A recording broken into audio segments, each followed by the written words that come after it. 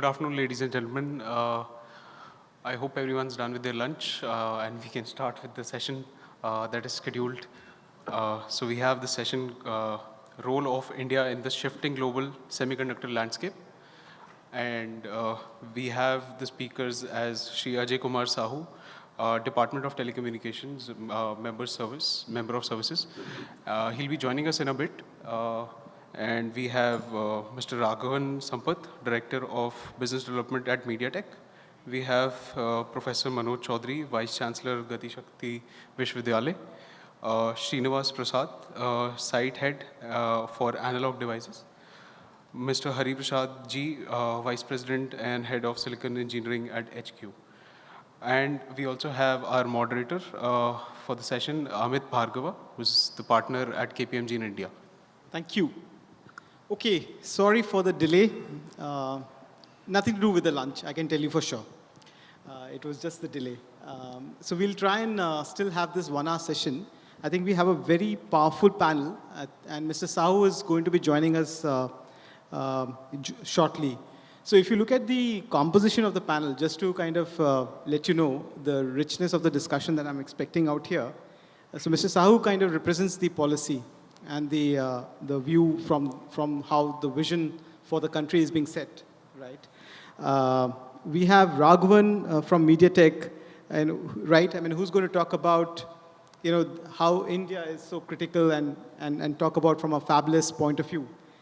We have Professor Chaudhary, who's been from the industry, and I'm told he's also board of SEL and now the Vice Chancellor. So the industry academic collaboration is something, I think that's something that we will look up to you, Professor Chaudhary. We've got Prasad here from Analog Devices. Again, something that we would like to understand, you know, how do they see India opportunity and their perspectives, correct? And Hari, who's just won an award from HQ, startup. So heartiest congrats on that, Hari. Is going to talk about how does a startup looks at this interesting space.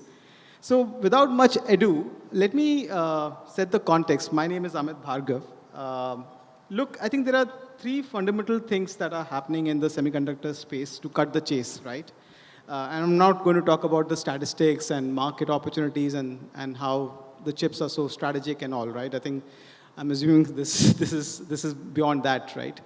So the first one is that clearly there are countries, and these are developed countries as well, which are trying to have a very clear policy and fiscal support mechanism to enhance and establish semiconductor manufacturing in their countries, right? There are ample examples. There is US, there is Europe, there is Japan, and there is India as well, right? So that's very clearly, and you can kind of call it geopolitics. You can call it the changing market, or rather the industry landscape from a manufacturing point of view, right, or value chain point of view. Second, I think is that you know, if you look at India, correct, and India with its accelerated growth, you know, definitely much higher than the global average. Second, and I was having a chat and you know, a very strong design base that we have, right? Third, a very able policy, namely the semiconductor policy with the 10 billion corpus attached to support this value chain. And the fact that you see a lot of, I mean, you see Indians on this panel because they all represent, like them, there are plenty more in the global expertise, you know, which is there for the world to cherish. You know, those are the factors primarily which is allowing India to throw its hat in the ring, right? So what does it mean in terms of design versus manufacturing, the value chain, etc., is something that is very intriguing. That's number 2.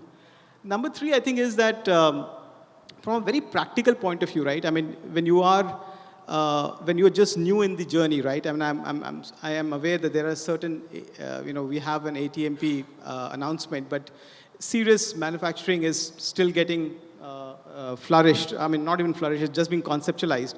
There are imperatives, right? And those imperatives are right in terms of product mix and how do you load the fab. There is imperatives in terms of how you get the technology partnership and the expertise. How do you get the physical and the social infrastructure, and how do you get the ecosystem? So there are some very interesting things which are happening in this space, right? So if you look across the panel, I'm expecting that to kind of be brought to life and make it very enriching and huge learning experience for all of us out here. So with that, in the order we are sitting, we'll wait for Mr. Sahu to come in and join us. Maybe, Hari, I start with you. And this is more an ice-breaking question that I'll have across for everyone. What is, in your mind, the key opportunities for India in the semiconductor space? Can you hear me, right?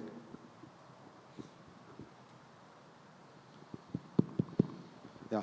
So when you look at it, so today the topic is the role of how do you do manufacturing in India. But what I want to say first is, where is India's strength? India's strength is in semiconductor design. So we shouldn't lose track of the fact that we are a strong semiconductor design house.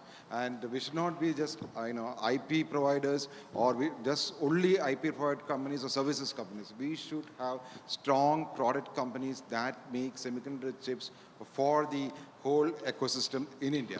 So when you look at the semiconductor ecosystem, you see start with design, then you start with the end, you make the product, you manufacture the product. So you should have the ecosystem that the semiconductor design should be the basis on which the India semiconductor story rests. We should continuously innovate in semiconductor design space. If, for example, when we look at HQ as a startup, we compete with some of our competition is today's Intel and Qualcomm as a small startup. How do you differentiate, right? We have to differentiate. We can't be different. We can't be better. We have to differentiate and bring unique value. And into this semiconductor, to make this semiconductor ecosystem, design ecosystem up and running, we will have to have the VCs invest in semiconductor design also. Invest in semiconductor design, make sure that the students, if I go to the college, I hire from pretty much all the colleges, all the top colleges in India. And if I talk to the students, all of them want to do machine learning, and more machine learning projects. So we should have a culture that encourages VLSI design, and so people should see the value that VLSI design brings in. But how do you create jobs? How do you create the ecosystem in India? We should do, I'm not sure that we should, going after a 5 nanometer, 3 nanometer, or 2 nanometer fab is the best story. Semiconductor manufacturing for countries like Taiwan, it's an iron dome that protects them from the missiles nearby. So getting access to a 2 nanometer or 3 nanometer fab is going to be a tough story. So going after 3 nanometer fab, my personal take is that's not the way to go. But we should, how do you make sure we can do the end-to-end system? We should be able to let's start with the other end. We should be able to the last end. We should be able to make the box. We should be able to make the smartphone. We should be able to do the PCB design in India. Then we should be able to do the OSATs. We should be able to do semiconductor, packaging and test. So for me, I work with all the OSATs in Taiwan. I work with TSMC. I work with ASC. I work with substrate designers in Japan. On a daily basis. Now, if I want to do a test or a OSAT in India, I cannot do that because I bring my wafer from, it's manufactured in TSMC on advanced node. I get it here, I test it, then I ship it back to Taiwan for doing the packaging. Then I test it, bring it back here for doing the testing again and ship it back for packaging, marking there. So we need to invest in the OSAT end-to-end system. That means packaging investment should happen in India. India should invest in packaging. And when you do design, you design for your architecture. You should look at the latest architecture models. You should look at chiplet design. You should look at compute in memory. Where is the architecture evolving, and where is the latest and greatest in the architecture? Invest in design, invest in architecture, and build an ecosystem that goes end to end. And as we were discussing in the panel previously, when you are having a talk, Instead of the 12 nanometer fab, no, we should go after the 28 nanometer or the 40 nanometer fabs that will get dollar volumes into the market here. So we can build that expertise, build products. We should look at what is the dollar volumes that can be produced and the number of chips that can be sold in India. And it's not just the 3 nanometer fab which takes billions and billions and billions of dollars to make, right? And which are very heavily guarded and protected technology. Right? So we invest in design, have VCs fund India semiconductor companies which do product design end to end, have the students realize the value of doing VLSI. If you see, it is so critical. Every big company is doing vertical integration of semiconductors. Apple wants to make its modem internally. Apple wants to make its CPU internally. If you see Google makes its TPU internally. See, Amazon, Microsoft, everybody is doing chip design internally in-house. They are not just giving it to the big, large companies. Why? Because chip design is a critical, powerful, strength for even the big, large vertical companies like Microsoft, Amazon, Google. Google never did chip design. They do chip design here, and they do not get it from outside. So we should realize the criticality of it, expand it, and at the same time, we should ensure that we have an ecosystem that can do end-to-end here. We should make PCBs, we should make the products, we should have the OSAT, we should have the packaging, and we should go after, my personal take is we should go after the other fab technologies that, and SQ personally, will have been working with the OSATs all over the world. And, we met the Honorable Minister for Communications and Railways yesterday, and we told that we want to work with the ecosystem to create products and technology in India, and we are willing to work with partners for creating the packaging in India as well. I missed out on saying the 3 to 4 minutes per answer, but thank you, Hari. Your passion is infectious. Over to you, Professor Chaudhary, please. What's the opportunity that you see? So firstly, to begin with, let us look at the fundamental ways why we are discussing this topic today, right? Semiconductor needs, whether we look at home in terms of televisions, mobile phones, washing machines, or we go out of the home and look at any car that we drive where almost 40% of the content is electronic semiconductor, to any single thing we do today, right? It is a fundamental need. But therefore, India is talking from two perspectives. One is from economic perspective, because after oil, electronics and semiconductor is our biggest import, and we need to definitely address that part before we get into a zone where we are only an import-oriented country. Second part is geopolitical. Even if whatever cost you are willing to pay for any component which is needed, as I told everywhere else, if the price is too high, or if you cannot get because of the geopolitical reasons, you cannot survive. Therefore, it is not merely a desire, it is a survival that is at question, and that is why today's time is very important to talk about semiconductor, and this whole debate about policy, ecosystem, manufacturing is in that context. Secondly, now having established that we need all this, what are we doing, right? For example, India today is growing very, very rapidly. That means each of us as a human being, we are consuming more and more content of the semiconductor, and therefore that content will increase our import bill, as we talked about. In order to control on that, in order to leverage the capability of India, in order to address geopolitical challenges that have recently emerged, and more particularly during and after COVID, is where we need to focus on semiconductor manufacturing significantly. If we look merely at all the industries, and I am particularly representing at this point of time about the Gati Shakti Vishwavidyalaya, which is India's only university in the transportation sector, whether it be railways, ports, shipping, aviation, any form of this is all about electronics and semiconductor. Similarly, I also am a member of the Management Council on India's only semiconductor lab, that is SCL, which has been operating since long, and there have been a lot of efforts that we are making to modernize it, to address the demand-supply gap that we have. If we really look at that, there are many attempts that have been made since the policy semiconductor was announced in December 2021. I happen to have some role in the DLI scheme. Therefore, if we look at, of course, we are relying in the semiconductor policy in attracting investment, attracting companies from outside by offering them some sort of incentives to set up their facility here. As was mentioned by the previous speaker, we are doing that because we already know there is a great design ecosystem that exists in India. Whether it is through the biggest multinationals, some of them are represented currently in this panel and elsewhere. So we have a very large design space and engineers that are available and working in that space. So we are designing systems, we are not manufacturing them here. If we are able to manufacture them here, and not only manufacture, but if ultimately in practical life, it is the solution that matters. It is not important which component come from where. For a consumer, it is the end solution that matters. If we are able to develop that whole ecosystem where components, parts, chip, modules are made in India along with the necessary software to make a complete solution is what we need today. And that, I personally believe that is very important.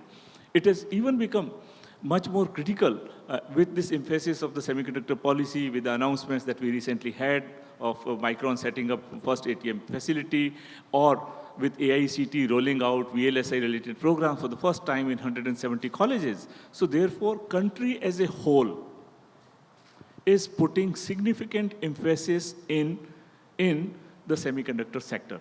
One of the principles that I want to talk about the fact on which our university set up is what is called as PM Gati Shakti National Master Plan. That is all about integrated planning amongst different ministries and departments. I think that is something that is also required in this whole ecosystem as we try to set up the semiconductor ecosystem. Another important part for which we are set up is national logistics policy. So tomorrow when we set up manufacturing facility, we have to worry a lot about intra-logistics of the movement of materials, whether it's timely available or not within a production unit to increase our yields. And therefore, the whole question, not merely of availability, but also of operational efficiency of the systems that we are going to set up is therefore very important. Just to summarize, the key elements that are required, of course, are investments that are needed and that are currently happening with the strong government having encouraging policies for the investors to do that, along with the manpower that is available in India, which is talented, and with the commitment from the Ministry of Electronics and IT to produce 85,000 trained, skilled manpower in the VLSI sector over the next 5 years, and with the universities like us who are specialized for the specific sector. If I just take name of one sector, for example, today, railways. Railways is doing a lot of technology modernization in terms of bringing indigenous trains and technologies like Vande Bharat.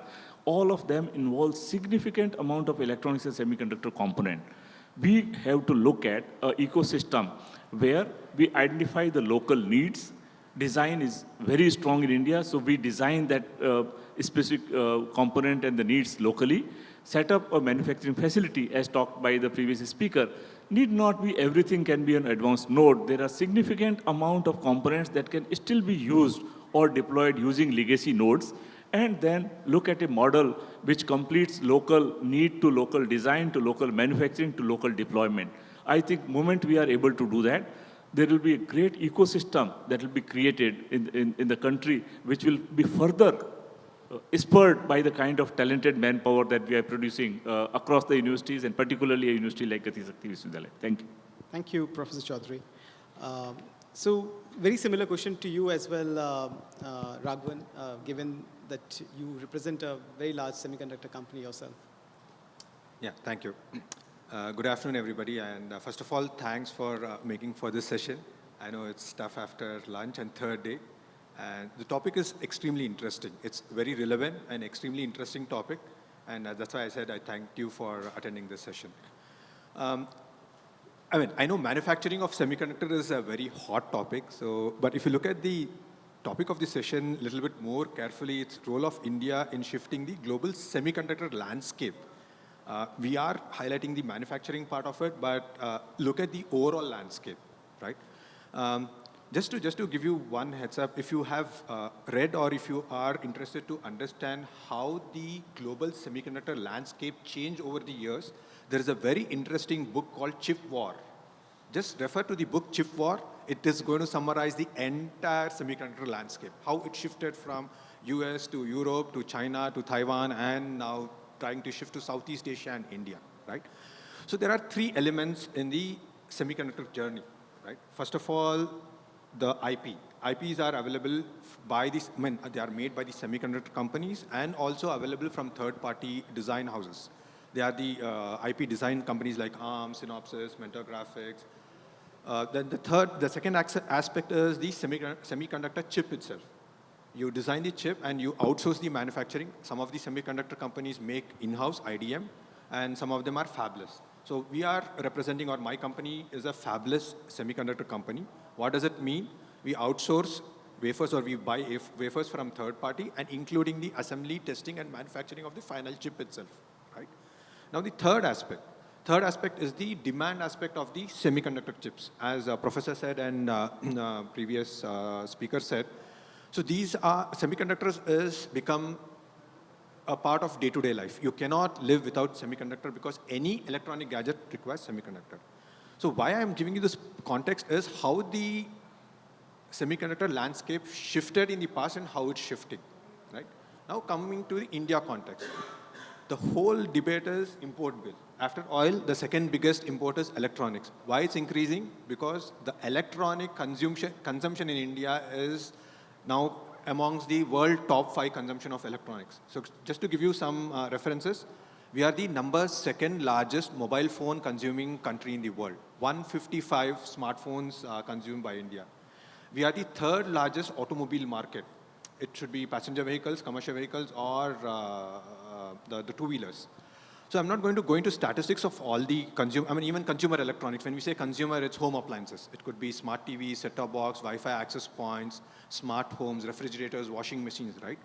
So just to give you a context, I know most of you are from this industry, and none of the semiconductors are manufactured in India today. Everything is imported. So now how the landscape is going to change is, until you invite these electronic products, like smartphone products to manufacture in India, smart TV products, automobile, electronic companies to manufacture in India, the semiconductor companies will not invest in India. So assuming all these smartphones companies are still in China or Korea or US, or automobile companies are in Europe, right? This government, or of course, I'm not getting political, but the government of India, right? They realize that first you invite the product companies. That's why the PLI scheme rolled out, production link incentive for the IT products, smartphones, telecom products. And because of product companies coming in India, they realize that, okay, we should do semiconductor in India as well now. It's not going to happen overnight. It's going to take at least 3 to 5 years to see a full-fledged semiconductor.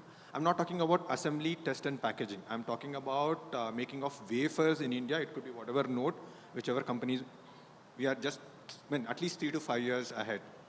So coming back to MediaTek perspective, honestly, as I said, we are a fabless company. We don't do fabs in-house. Neither we do assembly, testing, and packaging. We do only final verification of the chip. So we outsource 100% to third-party companies. Either companies majoritarily are in Taiwan, and of course, dependency on Vietnam and China is still very huge. So how MediaTek is planning for helping India aspirations or Indian aspirations to have ATMP or wafer fab manufacturing?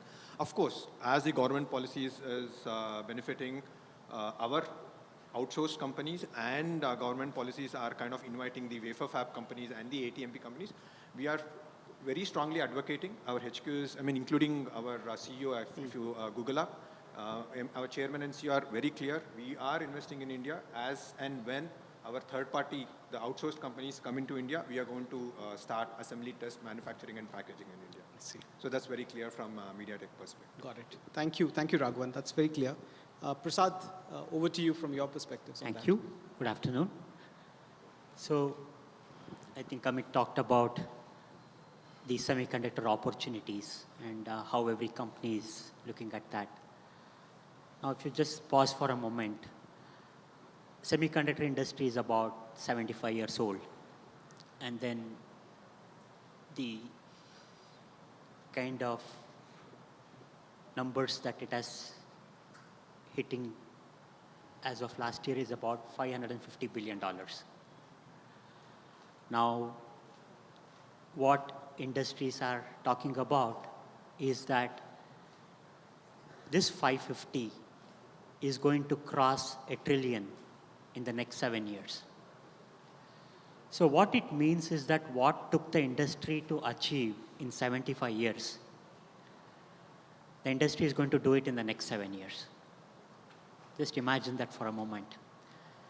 Now, automatically, that boils down to there is opportunities, right? So what are the key indicators for opportunities? One is every government is showing interest because they realize that the semiconductor is the bedrock of any technology innovation, any segment, any vertical. I think the industry probably had taken the semiconductor segment for granted. But now they have realized that the most important industry for the digital transformation in the world is semiconductors. Right? That's why it's going to become 500 billion to $1 trillion. It's not magic, right? Now, if that's going to double, every government is trying to see how can that contribute to the GDP of that country. So all the countries are trying to say that, okay, we are keen to invest. We want companies to come and then invest. So it's going to be a collaborative approach going forward. Now, coming to India, India historically in the last 30, 35 years has developed probably the most technically advanced capabilities and expertise for semiconductors. Today, about 20% of the semiconductor engineers in the world are from India. And by 2030, it's expected that it will be 30%, which means that every third engineer in the semiconductor industry is going to come from India. So there's an opportunity. Now, government is interested. The market is going to double in 7 years. Everyone is talking about investing in countries. There is a geopolitical situation. And then there is talent, right? India is producing probably the most highest number of engineers every year, right? I think just last year about 1.5 million people wrote for engineering. That's massive numbers. That kind of the engineering workforce that is available is so humongous that even if you take a percentage of that, that addresses the need of semiconductor industry. So if you take all the aspects, talent, government involvement, companies are trying to take it as the most important thing. It's impacting the GDP of many countries. And then there is this initiative to expand from design and then expand into manufacturing also. So most of the countries which were focused on design are trying to expand into manufacturing. And countries that are doing manufacturing are trying to see that how can I get into design. So it's kind of a very, very interesting situation in the market today. And then whichever way you look at it, every country is going to benefit from it. Thank you, Prasad. So we were also joined by Mr. Sahu. Thank you. So we just got started. Mr. Sahu, I think it was an icebreaker question. How do we see the opportunity in the semiconductor space? So from a government, especially as member services department telecommunication, what's your thoughts on that, please? Good afternoon. Definitely, the semiconductor industry in India, it is not there at present.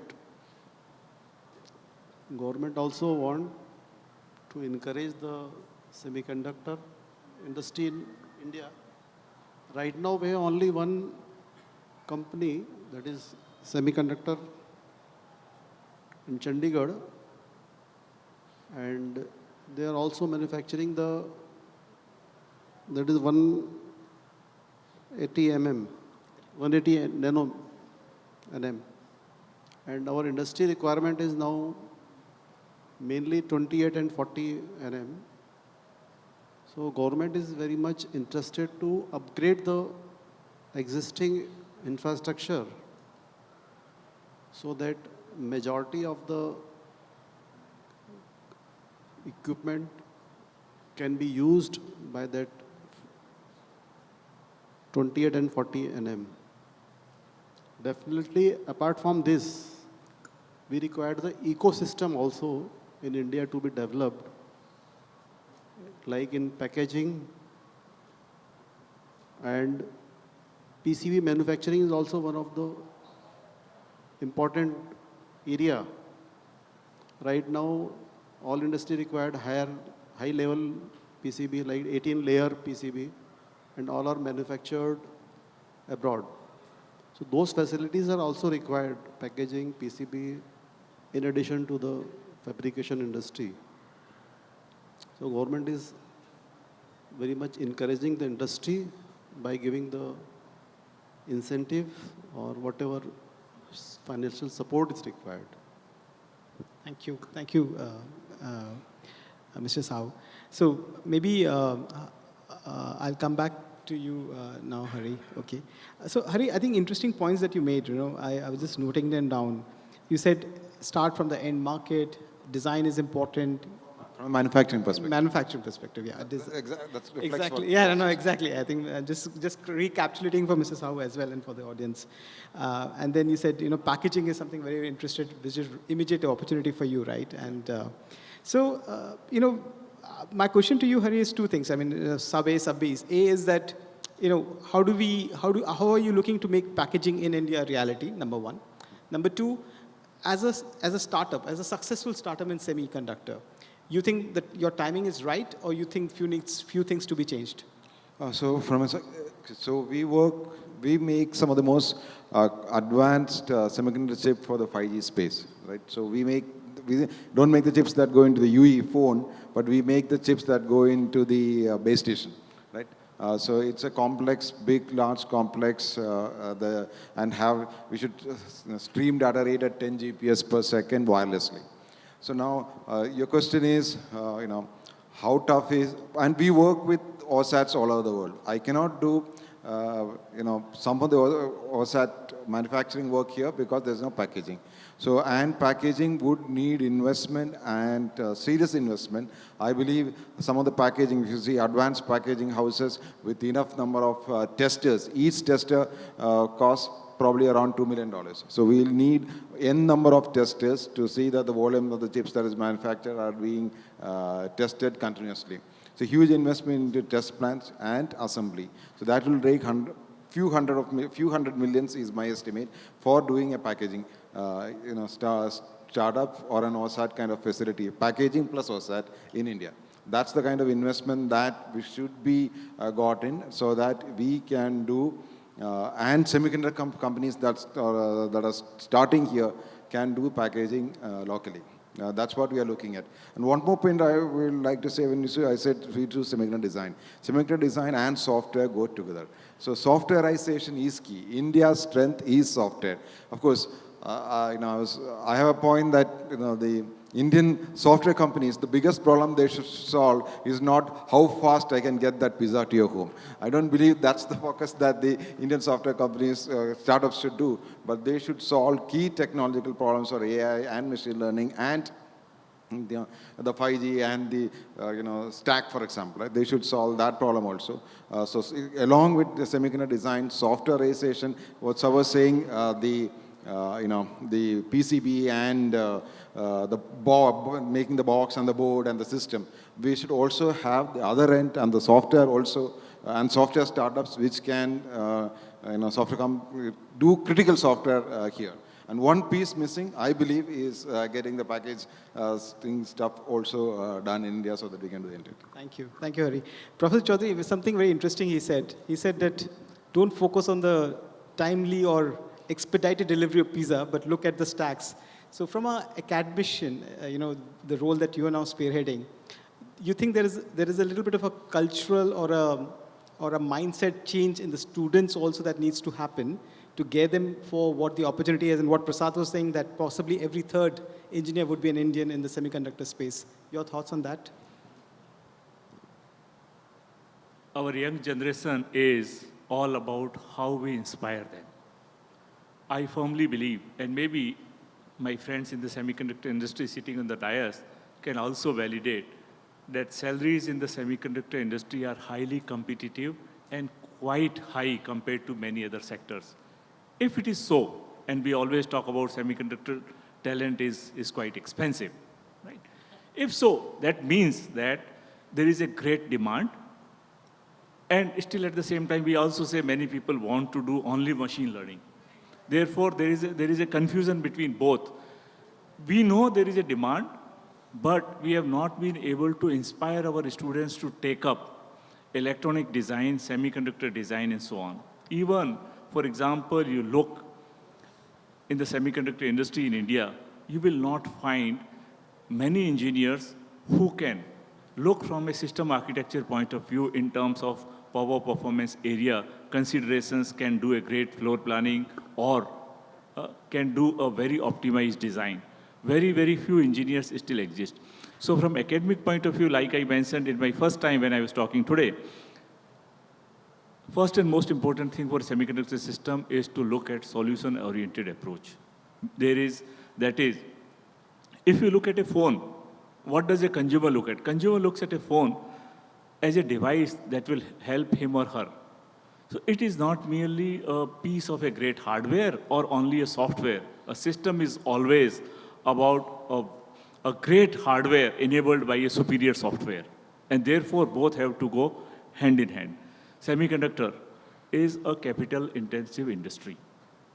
And that is where we will face, of course, whatever investments we do will never ever be enough because it has a long cycle time to give the returns based on those investments.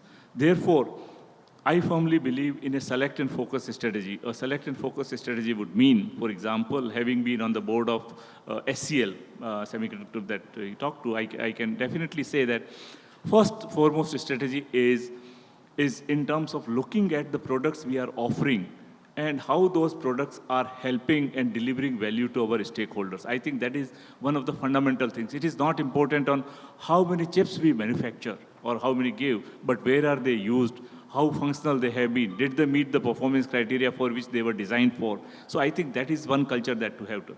If we look from Indian government point of view, significant efforts have been put, right? Chip to Startup program was a great program started by the Ministry of Electronics and IT a couple of years back. That means how the chips, semiconductor chips that are designed in academic institutes can have a partnership with a startup so that they are not only semiconductor chips, they result into a solution or a product that ultimately benefit the consumer or end consumer. So that is one of the great, that actually has helped a large number, particularly almost 100 of the institutions taking up semiconductor-related projects and products. Second thing I want to urge semiconductor industry present here is that when the students who are currently pursuing semiconductor dreams in the respective colleges, how do we set up the semiconductor laboratories that help them to experiment, that help them to do? We cannot rely on the same kind of experiments that we were doing 30 years back when we were going to a basic electronics lab. The infrastructure in the universities also need to change because we are looking for skilling, right?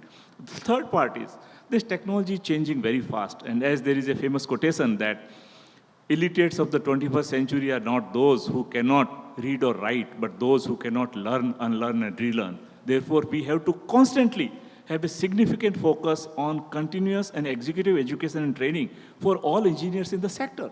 People who have joined semiconductor industries, whichever they be, if they continue to remain same at the same skill level, there is no way we are going to upskill the entire country to be able to take up the next generation new node, advanced node semiconductor challenges. So therefore, training is important, investment is important, solution mindset is important, and also when those solution mindsets that are delivering as a system and we consume that as a system, a lot more training is needed. I think this is again, once again, I'm coming back to the same. Gati Shakti principle is all about end user. It is about integrated planning. So when we design a chip or a system, we have to think about the end goal, that is whether power, performance, area, or any of such criteria that we have put are met or not. It is not important merely to have a functional requirement met, just like that a road has been made.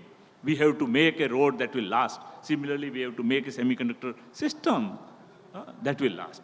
So these are, I think, 3 or 4 very, very fundamental reasons and things that are happening.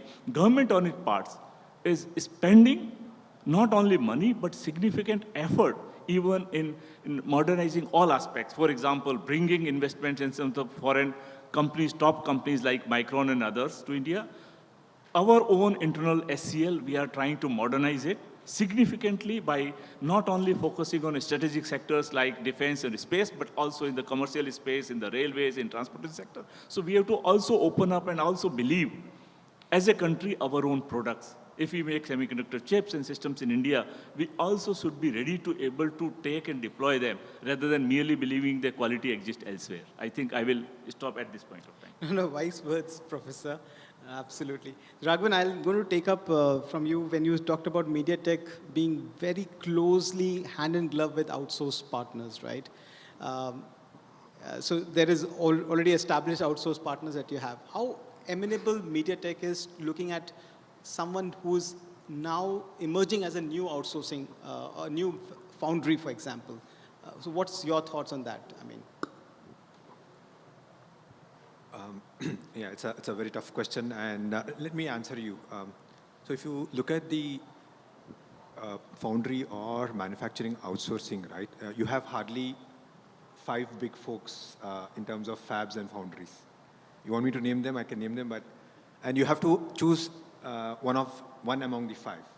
And how do you choose is based on the end product you are catering to. Raghavan, what I meant was a new foundry coming into play. I know, but you have to allow me to tell how do we choose a foundry first, then tell you how we can choose a new foundry, right?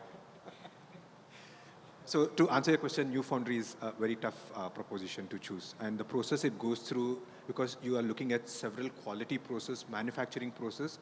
The reason is it's going to have a huge impact on the SOC what you're going to roll out, and the PPM levels, quality levels, and it has final bearing on the SOC cost as well. So if you want me to answer straightforward, that's the answer, but you have to choose. And just to give you an example, 90% of our foundry business is with TSMC. And I think so very few is with global foundries.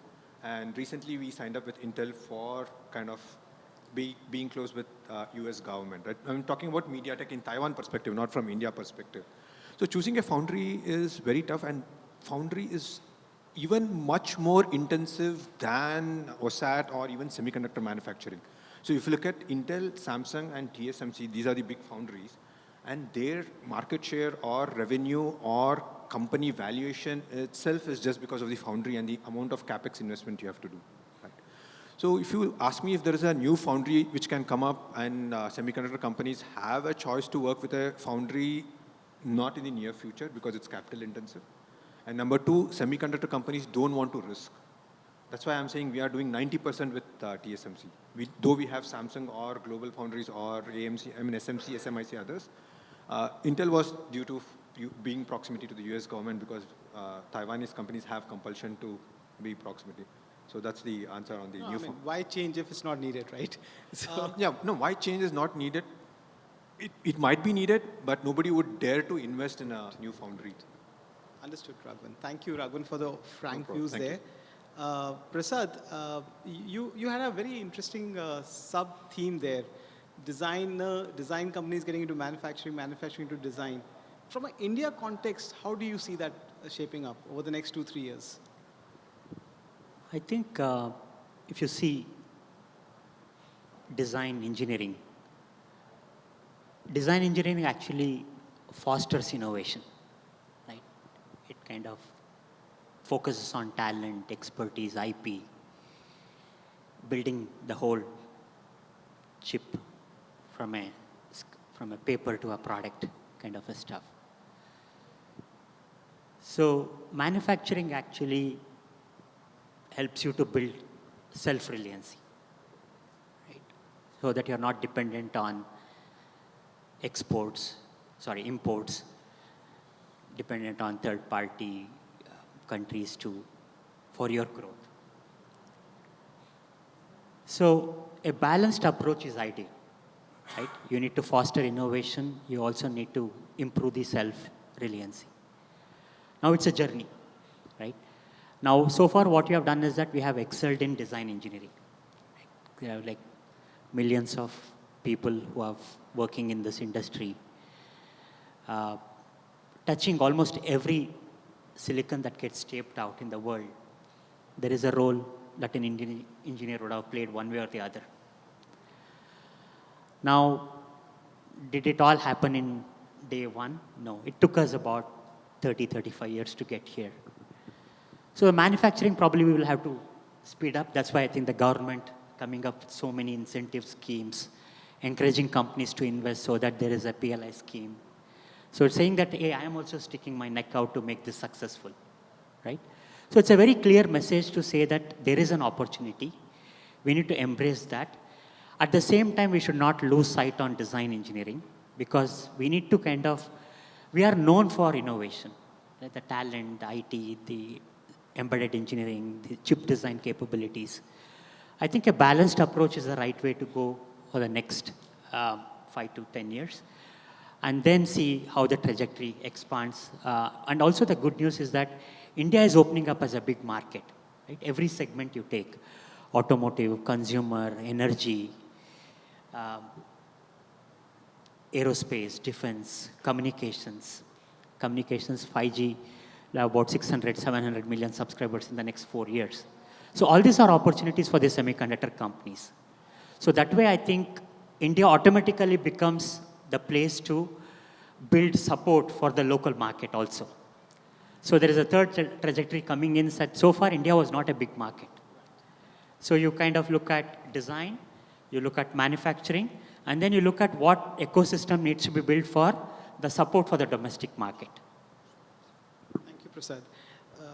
Mr. Sahu, I think the panel unanimously says that there is a significant policy measures which have been taken. The semiconductor policy, for example, is a great initiative.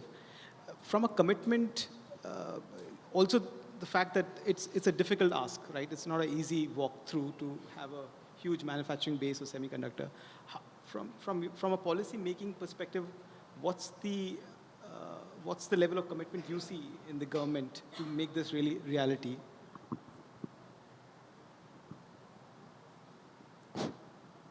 First of all, I will just want to tell that now the requirement of semiconductor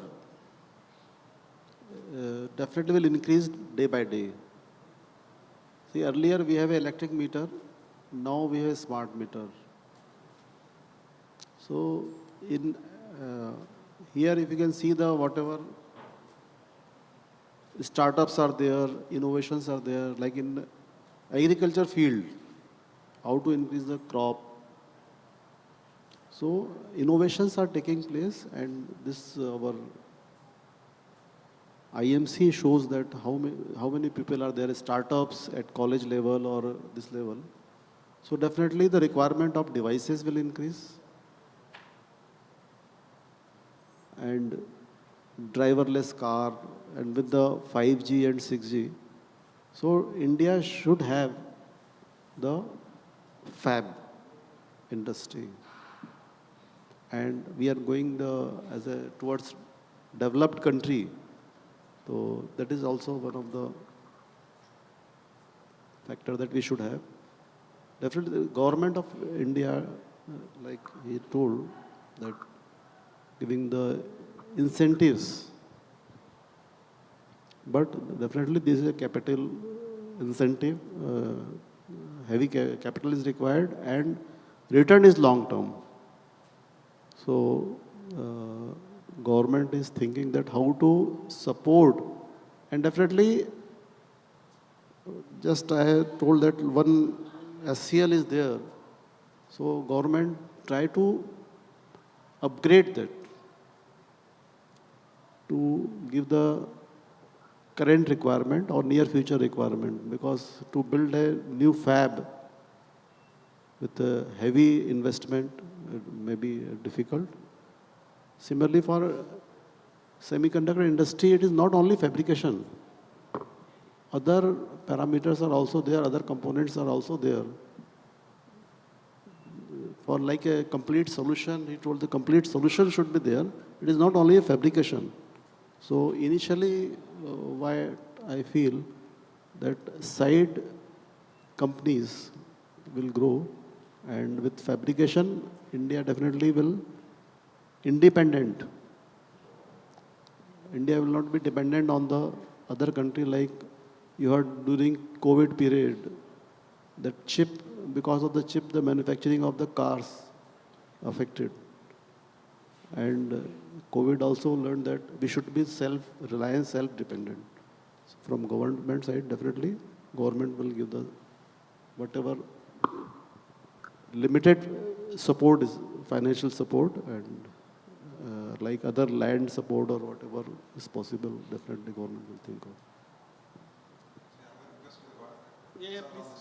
Please. On this topic, I have a request to the one key factor for bringing this manufacturing would be the geopolitical issues.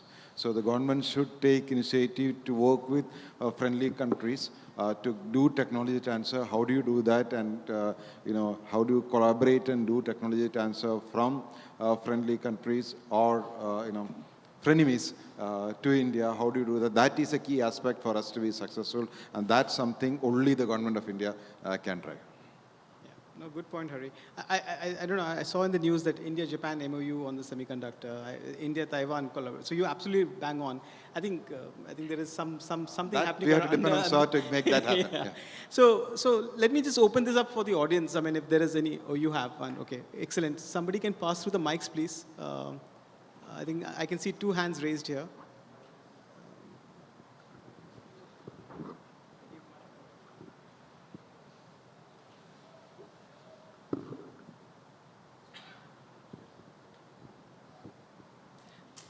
So your name and the question and to whom you are directing it to, please.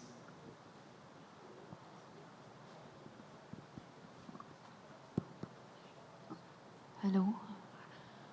Good evening, gentlemen. I'm Jailina. My question is to Shri You have to Ajay be Kumar. louder, sorry, please. I can't. I don't know of others. Yeah. Am I audible Yes, now? please. Thank you. Okay, so good evening, gentlemen. This is Jelena, and my question is to Mr. Sahu. I wanted to ask that what are the key challenges that India is currently facing in the semiconductor industry? And again, I have another question to Mr. Prasad. The question is, the government and the Indian industry are focused in establishing a fabulous ecosystem, as we all know. How do you think India can capitalize on its design and manufacturing skill, and what is the progress that is expected to be achieved in the semiconductor space in the upcoming years? Thank you. Hello.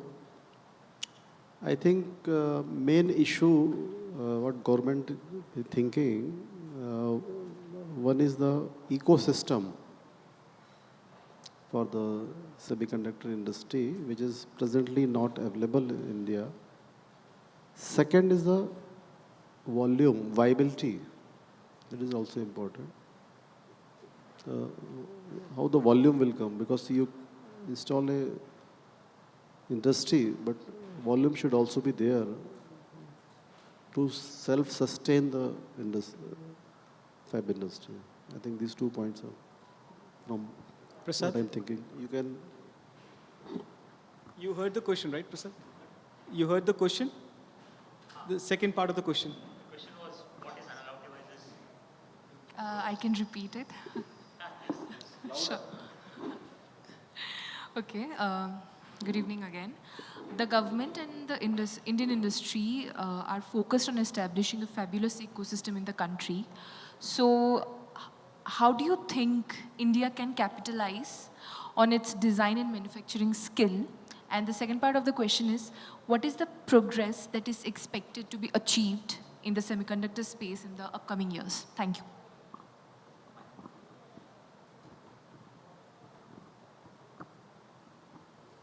I think, thanks for the question. I think every company is looking at India as probably the most important market and certainly the fastest growing market. Now, that's evident because India is going to grow faster than the market when it comes to the semiconductor industry. Then we talked about $1 trillion, and then India is going to contribute significantly in that. And then as panelists mentioned, almost every segment there is growth for the semiconductor industry. And there are already some companies who have taken the first step for the leveraging the benefits of the government schemes. ADI, for that matter, most of the companies, if not the largest, the second largest R&D site is in India. Most of the companies, the numbers are like crazily high. Some companies have taken the next step of getting into the manufacturing, the assembly, the test packaging. Some companies are trying to see that if that is a problem they need to solve now, or should they focus it on later. So it all becomes the strategy of that particular organization. And based on that, I believe that it's just a matter of time that most of the companies will be able to leverage what India is trying to offer. Thank you, gentlemen. Thank you.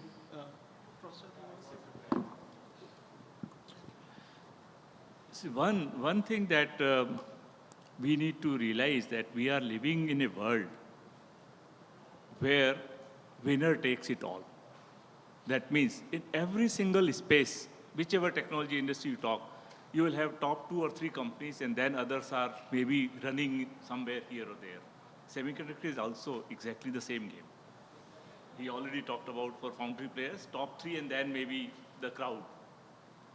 So if India were to succeed, we have to do our investment, whether in capital, in human, where in tools, whatever, to be in the top 3. Cannot invest huge amount of money and still be just one of the fringe players. That is a very, very fundamental thing that we have to do. Second thing is, while the industry has a great desire, let me now talk based upon some experience that I have. The first time, this is a symbol, right? First time somebody heard that I am a professor, that they thought I'll ask some skill questions to him. Then I had to tell, no, I had a lot of experience in semiconductor industry. So industry and academia as a world have been considered 2 parallels that never meet. And that is one big issue. We are looking at trained manpower for the sector, industry is looking at. Academia thinks it can produce. There have been models of industry and academia collaborating earlier. Unfortunately, I believe those models were wrong. The models were, because the funding is squeezing for academia, it will look out for industry partner. So the goal is to get extra money or extra funding. The goal is not to understand what the industry needs and contribute what the industry as a stakeholder. Similarly, other way around, from industry point of view, goal is to look at what best quality talent I can get rather than how to leverage the best knowledge that might exist in a university or an institute. So industry-academia collaboration, which was based on a giver-taker model, a transactional model, you give, you get something in return, has to completely transform to a co-creation and co-development model. What that means is that industry need to send their design kits. Industry need to make sure, because semiconductor game is a costly game, unless the licenses for the most important tools that you are using, whether for design or for floor planning or for your physical designs, they are made available. There is nothing can be done. If the students are not trained on them, industry will say that we are not getting skilled people who can be deployed in day one. So if you have to really fill this gap, both have to come to a midway. As the Vice Chancellor of Gati Shakti Vishwavidyalaya and speaking on behalf of all the academic institutions, all IITs in India, I urge the industry to please consider that when they make available their licenses, their tools on academic terms, we understand the difference between academic use and commercial uses, then they help in creating the manpower that they want to create and deploy for future. If they do that, then they are in position to employ the people who are readily trained for them and don't have to invest another year, 2 years, another time to train them. So this is a very, very important part. Second part of this whole puzzle is that much of the design talent can also be utilized in academia. Academia might not have manufacturing capability, they will not have, they are unlikely to have because this is a costly business. But design talent of the academia must be utilized well for several of the challenges, whether they are in the agriculture sector or health sector, everywhere we have this demand. So we have to make sector-specific product plans and need to focus on that. Is something that I just wanted to add. No, need to be more strategic. Completely understand. I want to respond to sir. So sir put a challenge that you know, trained engineers. I'm saying, sir, tomorrow I'm willing to start pick up your best students and start working with us as internship. From tomorrow, HQ will come to your office, come to sync up with you, and then we are willing to hire. We take students for internships, and then they will work on the best technology out there on earth. And we have, what we do today is better than the engineers that we have today. It's from the best institutes in the globe. We have got Stanford University's grads, we have got IIT BTechs, NIT BTechs, IIT MTechs, IIC MTechs in my team. And I can tell you the team that we have, that your students, as interns, will work with us, will be better than anywhere, be it in Shanghai, Munich, or California. That much guarantee I can give you. And what you put a challenge to me, I'm saying tomorrow, let's solve it. Let me help by saying that these days academia is also quite fast. I have brought students from my university here, so not tomorrow, from today you can do that. I love this. So the outcome of this session would be hired people for him. No, brilliant. I think there was another question. You had okay. Oh, there are quite a few. I mean, we'll have to quickly do the round. Mic passing, please, if somebody. Oh, you have it. Go ahead, please. Name, question, and to whom. Warm regards to all the honorary speakers. My name is Ujjwal Sonkar, and I'm the Chief Executive Officer of a quantum communication startup, Quantum Shift. And we are working on some classified projects for the Ministry of Defense. You just have to play with the physics of it. You just skip to the side. Yeah. So, is it audible? Yeah. Just okay. Go ahead, please. So we have been shortlisted for some classified projects for the Ministry of Defense, and we were working on two quantum channels and transferring into QKD, basically. But the problem we were facing is that quantum channel is considered the safest, but then the basic data, the key length of it, as well as it was around 40 kbps. That means we cannot use quantum channels. So we have to use the classical mode of communication for the normal data transfer. And they were asking that, do you have any semiconductor which is indigenously made with an architecture which we can check, unlike ARM, because we get a license and we cannot check what's the backdoor inside. Somebody can have a backdoor or a malicious code which can compromise the national security. So we decided to work on to having our own architecture, which is not based on x86, ARM, or RISC-V as well. We are working for a defense-grade semiconductor from the scratch. And I would like to ask you that, first of all, I totally agree that we need some more people. So I'm very interested to hire some interns from your university, Vice Chancellor Manoj Chaudhary ji. And another thing is that we have to manufacture on 28 nanometer node inside India. We do not care about the wastage rate. We do not care about power efficiency. We do not care about anything. But these chips must be manufactured within the Indian soil, not leaving the Indian territory. So it could be like just manufacturing 5,000 chips, something like this. But these things will be used in the most critical sectors of the Indian government communication. So I would like to hear your views upon this and your suggestion. How can we build an Indian architecture from the scratch? Thank you. Basically, how do you make you want to? Okay. See, semiconductor system is all about ecosystem. You can make an architecture. You also need the associated tools with that. If you have seen several architectures, we are all conversant, ARM architectures, RISC-V, of course, great news. But even the challenge to adoption is the entire ecosystem, the tools that is available. So making an architecture is one thing. We have to equally invest. So we can pick up any of the one area. The second part, I think you mentioned about the security aspect, right? Security in hardware particularly can be at many levels. Right? It can be how do you make secure product, but also, for example, even for fabless companies, they make a RTL, convert to a GDS, send to a foundry, for example. And what comes from there back, and particularly if it is for a strategic sector, and if something is changed, right? How do you validate? Of course, design for testing, all that we do while designing, but what comes out from there and how do you make that? So that is another element of the hardware security that. So there are several aspects of that. At each of the layer, there is a security. And as is told in the security world that when we talk about a trusted environment, there has to be trust at every single layer of the interface. So you cannot build a trusted system with one weak link, because your weak link is your strongest security that you have. So just to answer that. Thank you.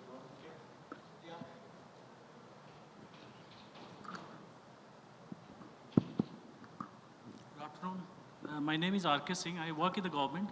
My question is personal. I just wanted to, what Professor Chaudhary has said is quite correct, that there can be only few winners in this semiconductor manufacturing space also. Thing is that the government incentives are the supply side, from the supply side. But whether we have the demand, enough demand to create new winners or to attract the global players to India. That is my question to the industry. Whether do we have enough demand for semiconductor to be manufactured in India to be profitable in the long run? Because government incentives cannot continue forever. It can only be a temporary solution for initial stages only. So, is there a demand? Definitely yes. Should semiconductor companies start investing in India? Answer is yes. It's already started, but it's not going to happen. Fab will come to India at day one. It's going to start from assembly, test, packaging, then the fabrication will come into India. In terms of foundries, we were talking about, what Professor said and I was telling was, foundries are very few, and out of them, top three are ruling the market. So I don't think so there will be a new foundry with such huge capex investment going to come in short time, not just India, globally. But semiconductor companies, manufacturing, assembly, test, packaging is going to happen. It's inevitable. That's why I said, before I could start my session, there's a book called Chip War. Again, I'm urging everybody who is in semiconductor industry, just read that book. Amazing book. So in next 2030, India will, I'm not predicting anything, based on the book and the global political, socio-economic and demand, 2030 India is going to be a semiconductor powerhouse. That's assured.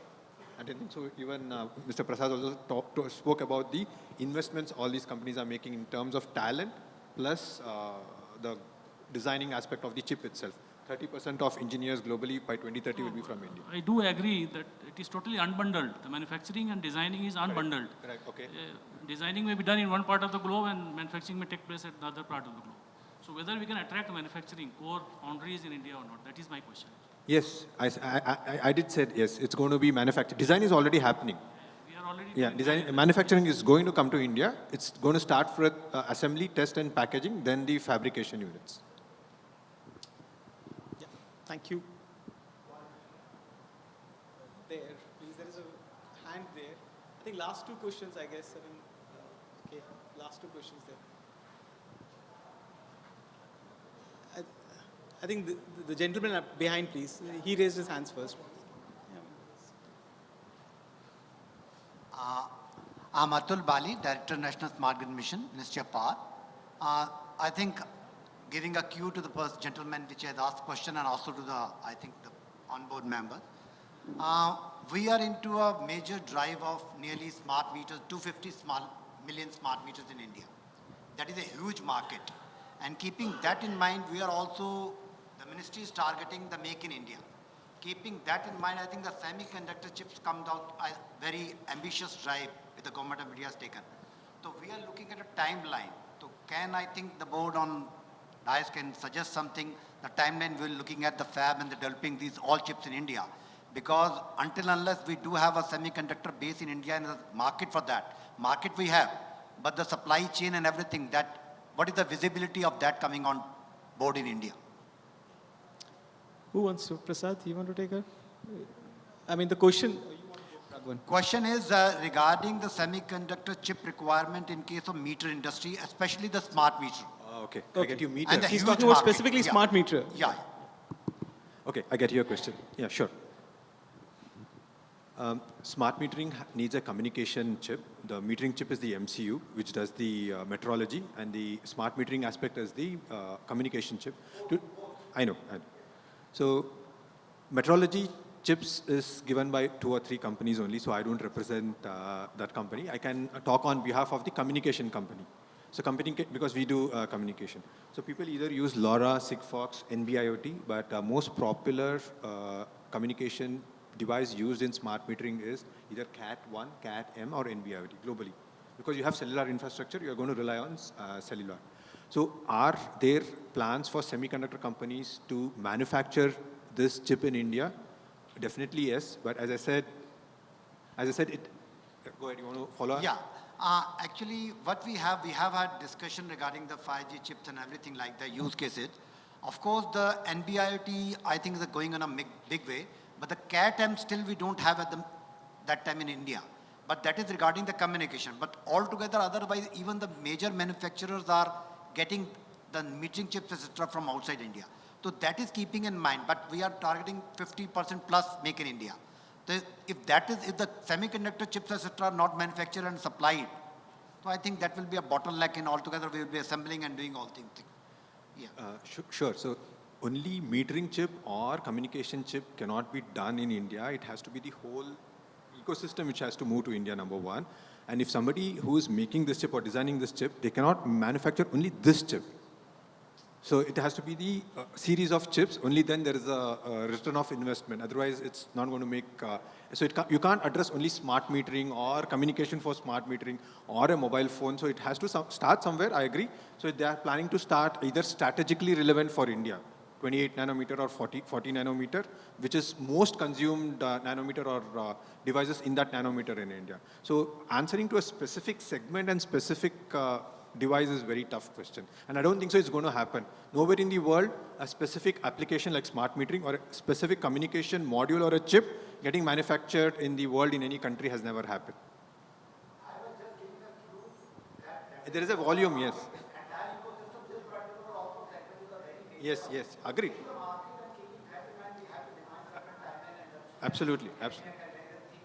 Absolutely, it's already under consideration. I think so. Even government considers smart metering as a very strategic segment. No doubt about it. Yes, smart metering is in top 10. I think so. Among the 10, smart metering is one of them. Thank you.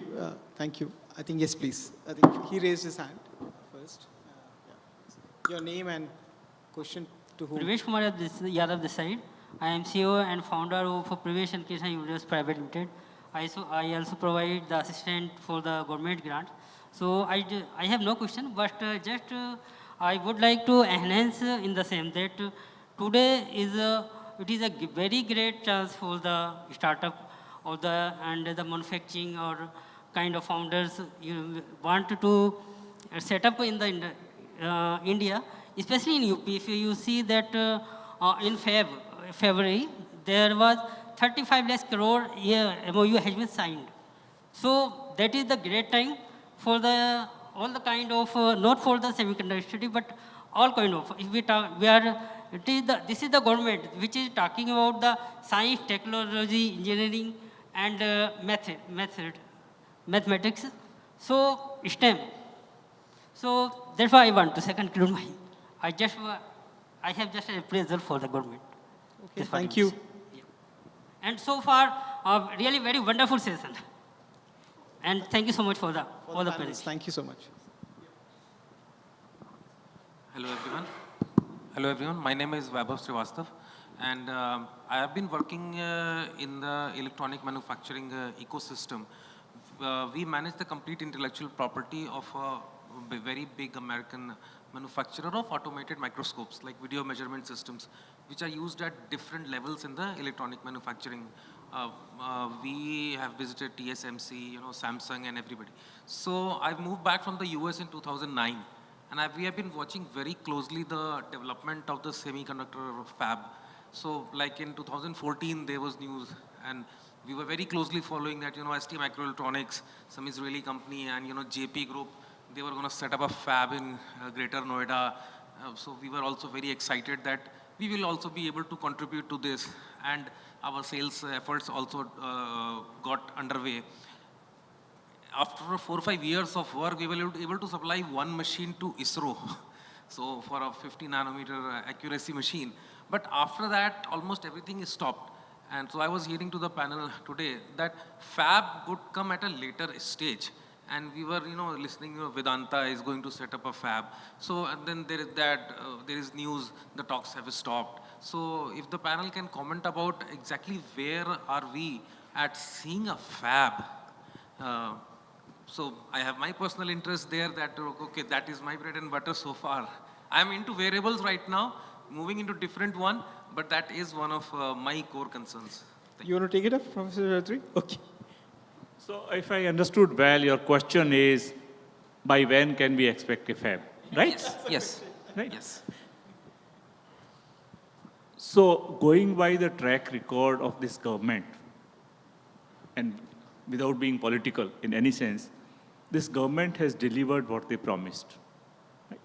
They talked about policies, they have framed the policies. They talked about bringing a first company not only signed an agreement, got land allocated, inauguration of that thing has happened. The Prime Minister has many times told, yahi samay hai, sahi samay hai, more true for semiconductor.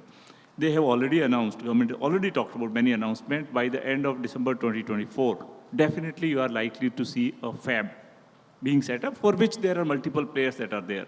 So I have no reason to disbelieve any of the statements. The way we have been progressing in terms of generating the interest among all the partnership.